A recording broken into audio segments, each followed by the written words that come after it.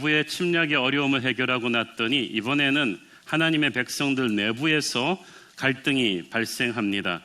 1절, 2절을 보면 백성들이 성벽 재건 공사 도중에 특히 가난한 사람들이 몰려와서 크게 부르짖으며 유대 형제들을 원망했다고 되어 있습니다. 그들이 원망한 유대 형제들은 기득권층들이었습니다. 그들의 아내와 함께 와서 부르짖었다는 말은 이것이 집안 살림과 관련된 경제적인 어려움 때문이었다는 것을 우리로 하여금 짐작케 합니다. 인심은 곳간에서 난다고 했는데 당장 먹을 쌀이 떨어질 정도의 극심한 경제적인 고통에 부딪히면 백성들이 비명을 지르게 됩니다. 3절, 5절에 나타난 백성들의 경제적인 고통을 정리를 해보면 이때쯤 아주 지독한 흉년이 들었던 것을 우리가 알 수가 있습니다. 그래서 사람들은 먹고 살기가 힘드니까 자기가 가진 밭이나 포도원, 심지어는 집이라도 이렇게 팔아서 먹을 것을 장만해야만 했습니다.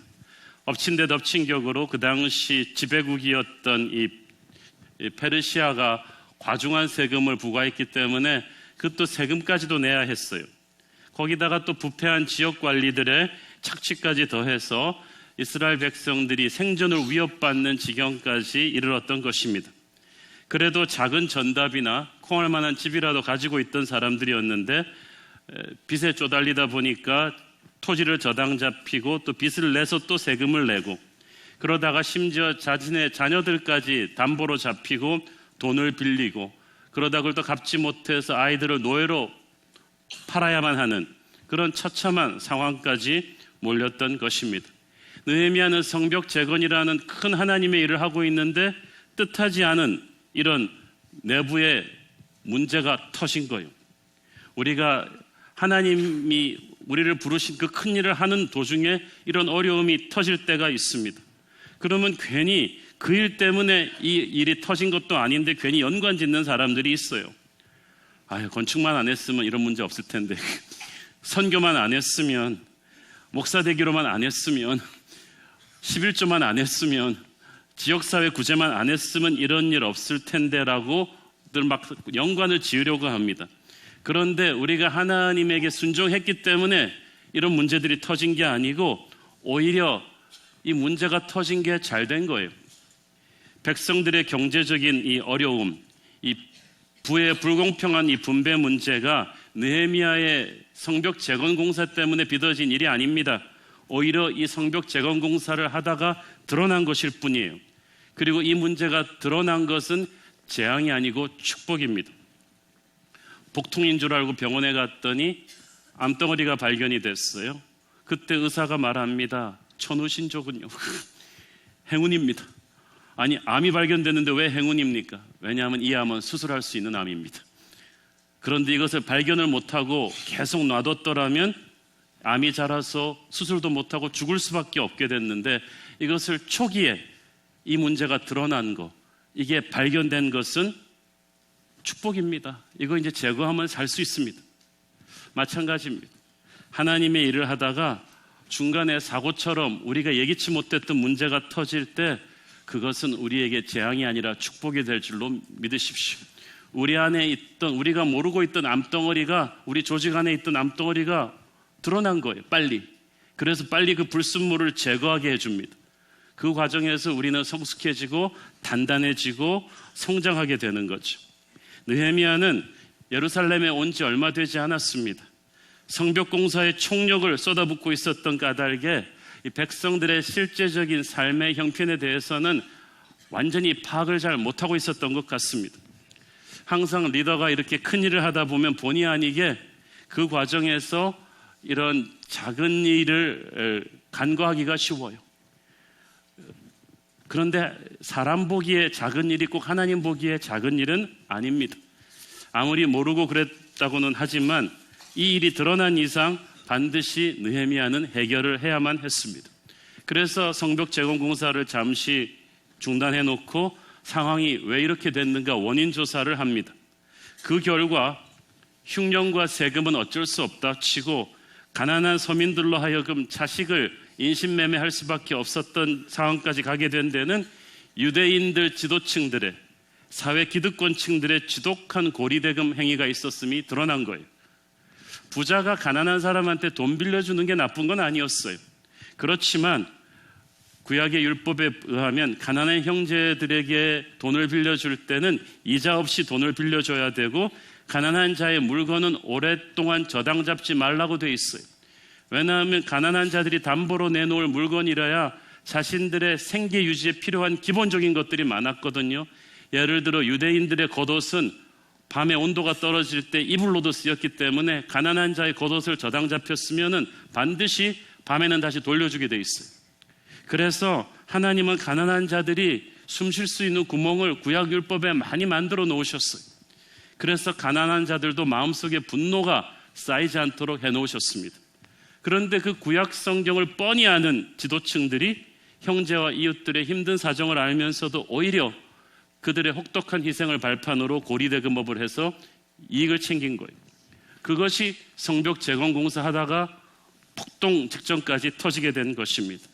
하나님께서 느헤미야가 왔을 때, 느헤미야가 성벽 재건공사를 할 때 이 일이 터지게 허락하신 이유가 있습니다. 왜냐하면 이 문제 해결할 수 있는 건 느헤미야밖에 없어요. 왜냐하면 모두가 연관되어 있기 때문에 누가 이 문제를 해결을 합니까? 하나님이 준비한 사람, 이해관계가 없는 느헤미야가 와서 이거를 해결을 해야 되는 거예요. 여러분의 리더십 치하에서 어떤 사건이 터졌을 때 여러분 갈등하지 마세요. 왜 하나님이 재수없이 하필이면 내 임기에 이런 일이 터지게 하시는, 여러분만이 해결할 수 있기 때문에 하나님이 여러분을 거기에 보내신 거예요. 여러분은 자리만, 임기만 채우는 그런 꼭두각시 리더가 아니에요. 하나님이 몇십 년 여러분을 준비해서 아무도 해결 못한 그 일을 해결하라고 여러분 임기하에 그런 문제가 터진 것입니다. 자, 느헤미야가 어떻게 반응합니까? 6절, 내가 백성의 부르짖음과 이런 말을 듣고 크게 노하였으나, 느헤미야가 분노합니다. 그러나 느헤미야가 이 분노를 굉장히 잘 다스립니다. 왜냐하면은 지금 느헤미야는 예루살렘의 지지 기반이 튼튼하지 못합니다. 그런데 지역의 기득권층을 통째로 적대시한다는 것은 이거 성벽 재건공사 하지 말자는 얘기죠. 왜냐하면 지난 장에도 나왔지만은 그래도 이 정도까지 성벽 재건공사를 할 수 있도록 힘을 실어준 것은 상당히 많은 기득권층들의 협조였습니다. 그런데 지금껏 열심히 느헤미야를 도와주었던 그들의 잘못이 지금 터졌다고 해서 이들을 다 쳐내면 어떻게 합니까? 외부의 공격은 그냥 적이 얼씬도 못하게 쳐내면 되지만 내부의 부패를 다루는 건 또 다른 차원의 지혜를 요구하는 것이었습니다. 그러나 느헤미야는 정치적으로만 생각하지 않았어요. 정치적으로 생각하면 적당히 타협을 해야죠, 이 사람들하고. 그러나 느헤미야는 영적으로 생각을 합니다. 하나님 보시기에 무엇이 옳은 것인가를 가지고 고민을 합니다. 그러니까 의로운 분노가 있었던 거예요. 우리에게도 이런 거룩한 의로운 분노가 있어야 되고요, 정치적으로 생각하지 말고 영적으로 생각해야 합니다. 느헤미야가 분노했습니다. 그렇지만 감정적으로 일을 해결하지 않습니다. 7절 읽습니다. 깊이 생각하고 귀족들과 민장들을 꾸짖어 그들에게 이르기를 너희가 각기 형제에게 높은 이자를 취하는도다 하고 대회를 열고 그들을 쳐서, 자, 제일 앞에 느헤미야가 먼저 깊이 생각하고 I ponder them in my mind. 마인드는 지성이라는 뜻이죠. 느헤미야가 감정을 가라앉히고 이 문제를 놓고 깊이 생각하고 기도하며 고민했다는 뜻입니다. 느헤미야 성격으로 미루어 봐서 고민만 했겠습니까? 스텝들을 풀어서 이것이 어떻게 된 일인지 현장 조사를 철저하게 했겠죠. 그리고 기도하고 고민하며 하나님의 지혜를 구했을 것입니다. 바로 그 전절에 크게 분노했는데 분노하고 바로 액션을 취한 것이 아니고 느헤미야가 고민을 합니다. 기도를 합니다. 여러분도 그렇게 하십시오. 감정이 격하면 격해질수록, 사안이 급하면 급할수록 그냥 너무 직관적으로 판단하고 반응하지 말고 기도하고 사안을 스터디하고 묵상하며 하나님의 지혜를 구하십시오. 그리고 나서 움직여도 늦지 않습니다. 느헤미야가 유다의 귀인과 민장들을 불러서 꾸짖었는데 문제가 된 바로 기득권층들이죠. 바로 가난한 동족들을 대상으로 고리대금업을 한 사람들이, 느헤미야가 그들을 준열하게 꾸짖습니다. 너희가 각기 형제에게, 그들은 너희들의 돈벌이 대상이 아니라 형제다. 형제에게서 높은 이자를 취하는 도다. 자, 느헤미야가 이 문제를 백성들을 모은 공식 집회에서 공식적으로 다루기 전에 당사자인 귀족과 민장들을 먼저 불러서 이 어젠다를 통보해 주었다는 것, 그들의 잘못을 깨우쳤다는 사실을 주목하십시오. 그들의 잘못을 다루어야 하지만 느헤미야는 무례하지 않았습니다. 전체 앞에서 공개적으로 다루기 전에 당사자들한테 먼저 말해줘서 마음의 준비를 시켜줬어요. 여러분, 장교들이 아무리 잘못해도 장군은 병사들 앞에서 장교들의 자존심을 기본적으로는 존중해줘야 돼요. 느헤미야가 이런 사전 브리핑 과정 없이 바로 모든 백성들 앞에서 뒤통수 때리듯이 이 기득권층들의 문제를 고발하고 공격하면 이들이 굉장히 깊은 상처를 받습니다. 그렇게 되면 이들은 회개하고 돌이킬 기회가 없어지고 그냥 심판받고 끝나버려요. 그러나 내부의 문제는 이건 심판의 대상이 아니라 그들을 회개시키고 각성시켜서 다시 믿음의 동역자로 세우기 위함이에요. 완전히 다른 차원의 리더십 기술을 요구하는 것입니다. 그래서 먼저 이 사람들한테 문제의식을 가르쳐줘서 마음의 준비를 시킨 다음에 사람들을 다 모으는 대집회를 열었습니다. 거기서 백성들 다 모인 자리에서 귀인들과 민장들의 잘못을 공개적으로 느헤미야가 지적합니다. 8절, 그들에게 이르기를 우리는 이방인의 손에 팔린 우리 형제 유다 사람들을 우리의 힘을 다하여 도로 찾았거늘 너희는 너희 형제를 팔고자 하느냐 더구나 우리의 손에 팔리게 하겠느냐 하매 그들이 잠잠하여 말이 없기로. 이 말로 미뤄보았어. 느헤미야와 그의 부하들은 돌아오면서 이 외국의 노예로 팔려가는 유대인들을 구제하는 데 굉장히 노력을 했던 것 같아요. 그런데 그렇게 구제해놓고 보니까 이 사람들을 외국인에게 노예로 파는 사람이 바로 이 고리 대금업을 하는 유대인 기득권층들이라는 걸 알게 된 거예요. 굉장히 배신감을 느낀 거예요.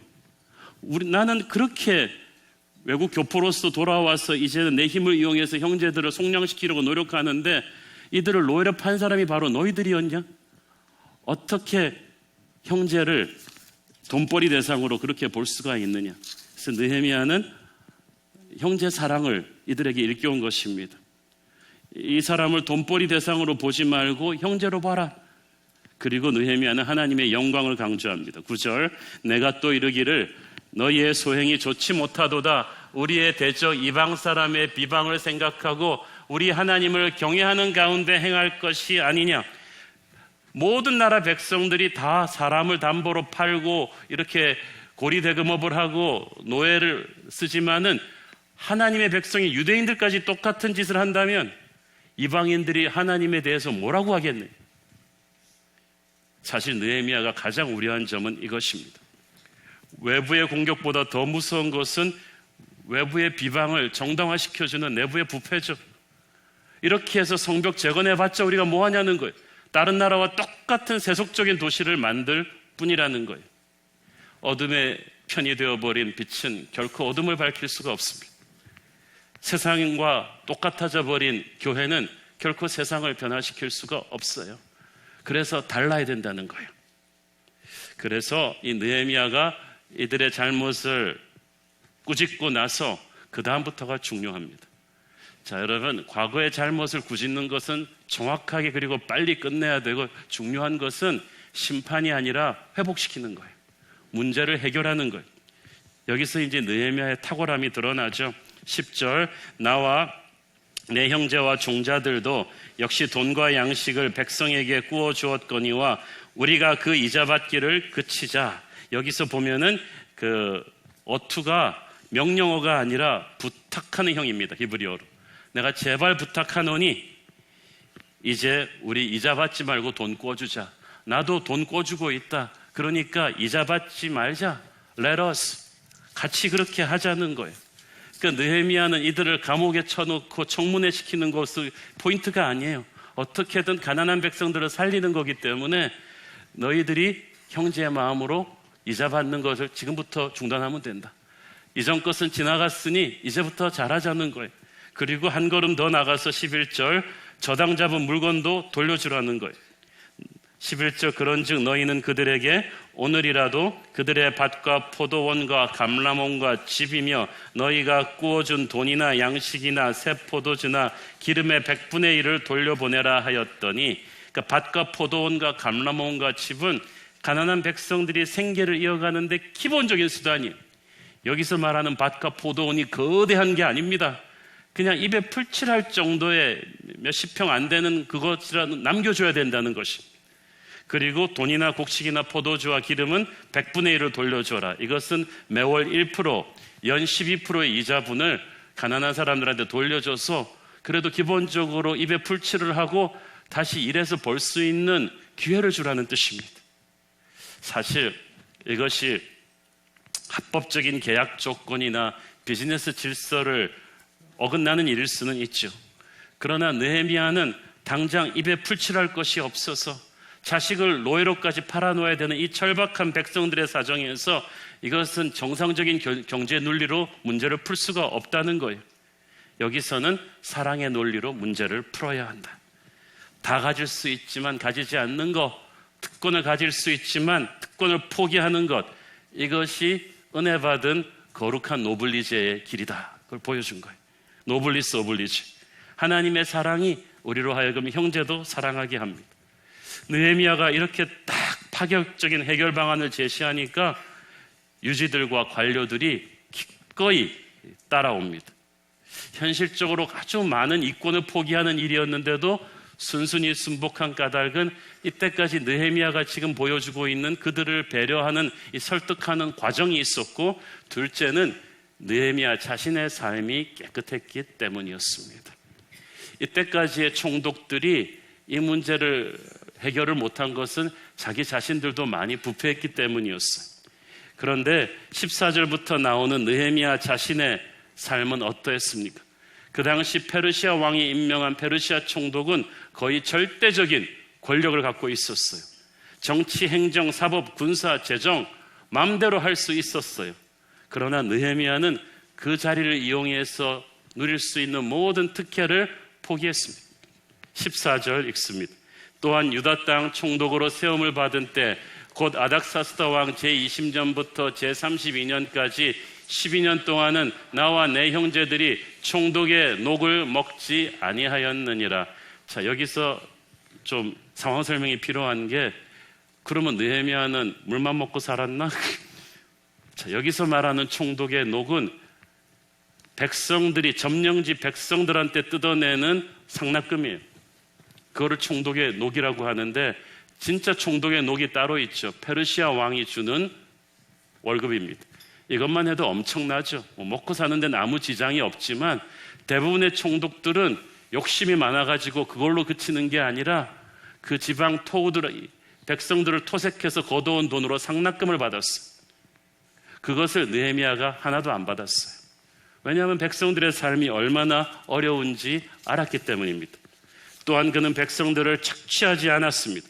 15절, 나보다 먼저 있었던 총독들은 백성에게 양식과 포도주와 또 은 40세겔을 그들에게서 빼앗았고, 또한 그들의 종자들도 백성을 압제하였으나 나는 하나님을 경외함으로 이같이 행하지 아니하고. 이전 총독들은 자신의 권력을 이용해서 그 부하들까지 얼마나 세도를 부리고 다녔는지 몰라요. 그래서 엄청난 재물을 착복했던 것 같습니다. 그런데 느헤미야가 왜 그 일을 하지 않습니까? 나는 하나님을 경외하므로 이같이 행하지 않았다. 여러분, 그래서 여러분이 직장 생활하면서 또 높은 자리에 앉았을 때 절대 하지 말아야 될 말이, 다른 사람들도 다 그렇게 하는데 나만 그러나? 전임자들도 다 그렇게 했는데 그 사람들도 교회 다니면서 그랬는데 그러나 여러분은 다른 사람이 아니에요. 여러분은 새로운 교회 성도예요. 여러분은 하나님의 자녀예요. 말씀으로 거듭난 사람들이에요. 그래서 여러분은 평생 하나님의 임재 앞에서 하늘의 상급을 바라보며 사는 사람들이에요. 그러니까 행동과 판단 기준이 다른 거예요. 16절에 보면 느헤미야는 성벽 공사에 힘을 다하며 땅을 사지 아니하였다고 되어 있어요. 부동산 투기를 안 한 거예요. 예나 지금이나 조선시대나 지금이나 그 당시도 보면은요, 권력자들은 정부 정책에 대한 아주 노른자 정보를 쥐고 있기 때문에 가장 쉽게 돈 벌 수 있는 게 땅 투기하는 거예요. 어느 곳으로 고속도로가 새로 지나간다. 그 정보 누가 알겠어요? 몇 년 전에 그것을 입안한 권력자들이 알겠죠.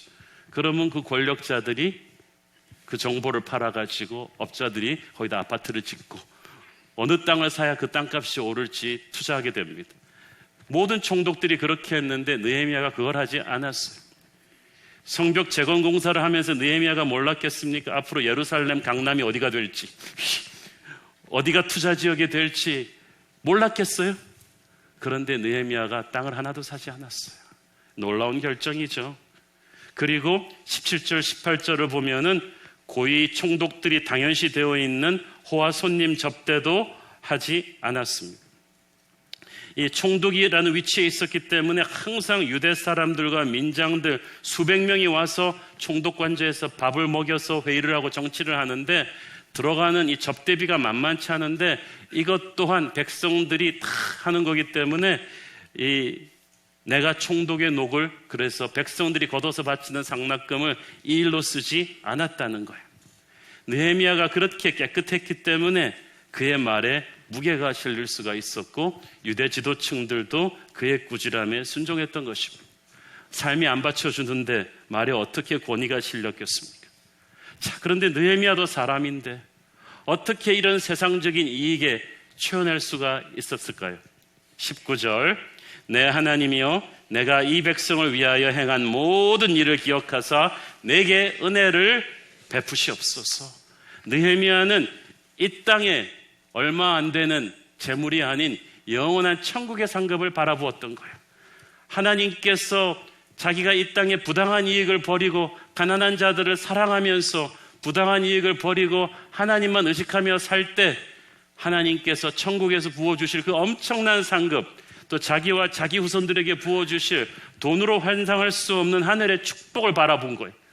그것을 바라보는 사람이 있기 때문에 이 땅의 것을 포기할 수가 있고 그가 어리석은 사람이 아니라 진짜 똑똑한 사람인 것입니다. 우리도 그렇게 하늘의 지혜로 똑똑한 사람 되기를 바랍니다. 하늘의 상급을 바라보면서 이 땅에 부질없는 이득에 초연한 거예요. 하나님의 백성들은 이 내부의 갈등 문제를 해결할 때 항상 함께 윈윈 하는 것이 중요합니다. 12절, 13절 읽습니다.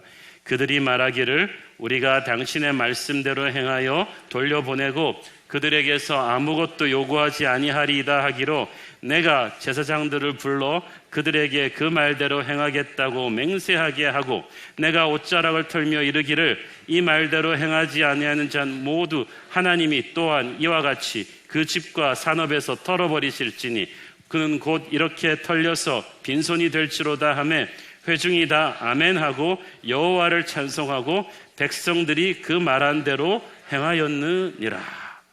중요한 것은 이 말을 다 하고 나서 사람들이 하나님 앞에서 그렇게 행하겠다고 맹세하게 하는 거예요. 아까도 말씀드렸죠. 우리는 과거를 형제를 심판하고 정죄하기 위해서 자꾸 되씹고 청문회하는 사람들이 아니에요. 지금부터가 중요해요. 지금부터 사랑하고 베풀면서 살면 되는 거예요. 그 결심을 하나님 앞에서 맹세를 하는데 중요한 거는 느헤미야가 만약에 이걸 어길 경우 니들 이렇게 잡을 거야 라고 하지 않았어요. 어기면 하나님이 너희들을 다루실 것이다. 여러분, 내부의 문제를 영적 지도자가 해결할 때 우리도 죄인이기 때문에 끝까지 하나님이 할 심판의 칼까지 우리가 휘두를 필요는 없어요. 하나님의 말씀에 입각해서 잘못을 깨우쳐주고 형제가 그 마음을 다시 바로잡으면은 이제 그 형제가 그 말대로 행하게 하고 하지 않을 경우는 하나님의 손에 심판을 맡겨야지 우리가 언제까지 칼을 휘두르겠어요.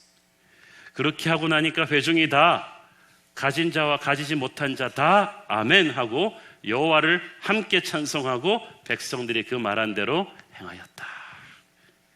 하나님의 백성들의 내부 갈등은 이렇게 결론이 나야 됩니다. 아무리 힘들고 어려운 상황이라 해도 전부 다 같이 손잡고 피고와 원고가 다 같이 아멘으로 끝나야 돼요. 찬송으로 끝나야 돼요. 그리고 행함으로 끝내야 돼요. 지금 느헤미야는 사회주의 혁명을 해서 가진 자들을 인민재판해가지고 없는 자들에게 억지로 나눠준 게 아니에요. 느헤미야는 하나님의 말씀에 근거해서 가진 자들이 하나님의 사랑을 품고 형제를 배려하게끔 도전했을 뿐이에요. 그들이 그동안 동족을 착취해온 것은 사실이었지만 느헤미야는 그들이 스스로 회개하고 삶을 고치게끔 했지 그들을 낭떠러지로 밀어 떨어뜨리지 않았어요. 오히려 그들 스스로 돌아오도록 만들었어요. 하나님의 공동체에서 내부 문제를 해결할 때 우리는 승자와 패자를 가르면 안 돼요. 이러면은 부서져요. 모두가 윈윈 해야 됩니다. 가난한 백성들을 위해서 부당한 이익을 포기했다고 해서 가진 자들이 패배자가 된 게 아니에요. 다 함께 승자가 된 것입니다. 하나님의 이름이 영광을 받으시는 거예요. 이것이 내부 분열을 해결하는 방법입니다. 이 사건을 해결하느라고 성벽 재건 공사는 조금 늦춰졌어요. 그러나 이후 공사 진행 속도는 제가 보기에 훨씬 더 탄력을 받았을 거예요. 마음에 가득 찬 응어리가 풀리고 나니까 백성들이 신이 나가지고 몇 배 더 열정적으로 일했을 것이고 기득권층들을 보는 눈도 달라질 것이고 그래서 서로가 하나가 되어서 일을 끝냈을 것입니다. 오히려 이런 골문 내부의 상처를 쉬쉬하고 그냥 넘어갔다면 나중에 더 큰 사태로 발전할 수가 있었어요. 그러니까 우리가 큰 하나님의 일을 하는 과정에서 터지는 내부의 갈등, 이 뜻밖의 사고에는 다 하나님의 보이지 않는 섭리가 담겨 있는 거예요. 지난주에 우리는 느헤미야가 성벽 재건 공사하다가 이를 방해하려고 몰려온 주변 이방 민족들을 물리치는 모습을 보았죠. 성벽 재건 공사도 힘들어 죽겠는데 이 전쟁까지 준비해야 되니까 얼마나 피곤했겠어요. 내가 성벽 지으러 왔지 이런 싸움까지 해야 되나? 그러나 느헤미야는 그렇게 말하지 않았어요. 불평 한마디 없이 오케이, 한 손으로는 삽을 들고 한 손으로는 칼을 들고 한쪽은 공사하고 한쪽은 적의 공격에 대비하면서 일꾼과 전사로 이 문제를 감당한 거예요. 여러분, 성벽 재건하는 것과 영적인 공격을 맞서 싸우는 거, 이것이 다 한 패키지예요. 방해 요소가 아니라 이것까지도 하나님이 맡기신 사명의 일부분이에요. 하나님은 느헤미야가 성벽 재건하면서 주변 이방 민족들의 권세도 제압하기를 원하셨어요. 동시에 영적 전쟁과 함께 오늘에 드러난 내부 갈등 문제도 그렇습니다. 경제적인 착취로 힘들어하는 가난한 백성들의 이 아픔은 반드시, 그리고 기득권층들의 욕심은 반드시 드러나고 해결되어야만 했습니다. 그렇지 않고 나라를 세워봤자 뭐하겠어요. 새로 성벽을 세우고 재건되는 예루살렘의 유대인 공동체는 다른 나라들과는 달리, 빈익빈 부익부의 가난한 다른 나라들과는 달리 욕심에 물들어가지고 서로가 서로를 착취하는 다른 나라와는 달라야만 했어요. 서로 사랑하고 돌봐주는 은혜로운 나라가 되어야 했던 거예요. 그러니까 하나님께서 단순히 예루살렘 성벽 하나 지어놓으라고 느헤미야를 보내신 게 아니에요. 하나님께서는 이 성벽 재건 공사를 통해서 피폐해진 백성들의 삶도 풍성해지게 재건하라고 느헤미야를 보내신 것입니다. 느헤미야가 아니면 할 수 없으니까.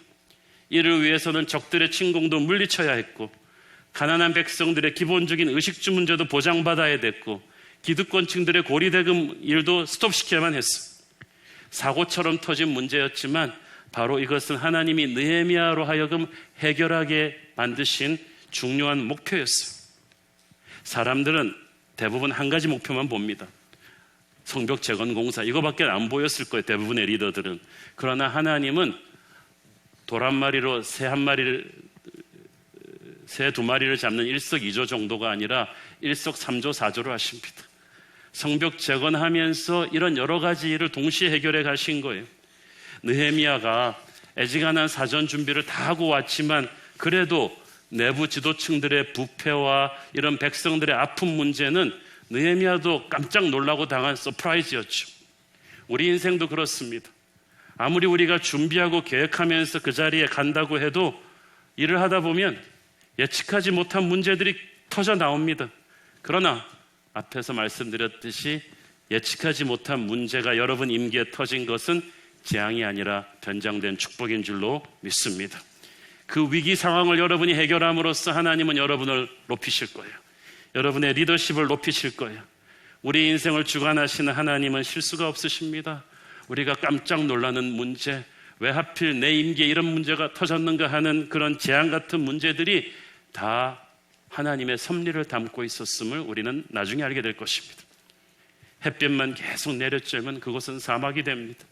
가끔씩 비바람이 와야 풍성한 숲이 되듯이 당장은 너무나 힘든 시련의 비바람도 나중에는 우리 인생을 축복의 숲으로 만들기 위한 하나님의 기가 막힌 퍼즐 조각입니다. 로마서 8장 28절, 우리가 알거니와 하나님을 사랑하는 자 곧 그의 뜻대로 부르심을 입은 자들에게는 모든 것이 합력하여 선을 이루느니라. 어떤 사고도 터지지 않으니라? 아니잖아요. 사고가 터져도 그것까지 합력해서 선을 이루느니라. 여러분, 하나님의 부르심을 받고 순종하는 과정에서 우리에게도 당혹스러운 일들이 터질 거예요. 깜짝 놀랄 아픔이 터집니다. 그러나 어떤 예기치 못한 사건이 터져도 당황하지 말고, 절망하지 말고, 원망하지 말고, 내가 뭘 잘못해서 이러나, 하나님께 순종했는데 왜 이러나 그러지 마세요. 그걸 귀찮아하지도 말고 도망가지도 마십시오. 잠잠히 기도하며 느헤미야처럼 하나님의 뜻을 분별하십시오. 그리고 하나님이 주시는 지혜로 하나씩 문제를 다뤄가십시오. 여러분은 할 수 있습니다. 여러분이 감당할 수 없는 시련을 하나님이 허락하지 않으셨을 것입니다. 이 수십 년 동안 여러분의 인생을 통해서 하나님이 준비하신 지혜와 능력과 리더십이 여러분 안에 있습니다. 여러분 안에 계신 이가 세상에 있는 자보다 크십니다. 그가 여러분을 통해서 승리하실 것입니다. 우리가 약속의 땅으로 가는데 이 산지를 내게 주소서라고 선포하고 가는 도중에 예기치 못했던 적들이 드러나고 문제들이 드러나지만 두려워하지 마십시오. 하나님은 반드시 이 모든 것을 여러분을 통해서 해결하시고 더 큰 영광을 이루실 줄로 믿습니다. 기도하시겠습니다.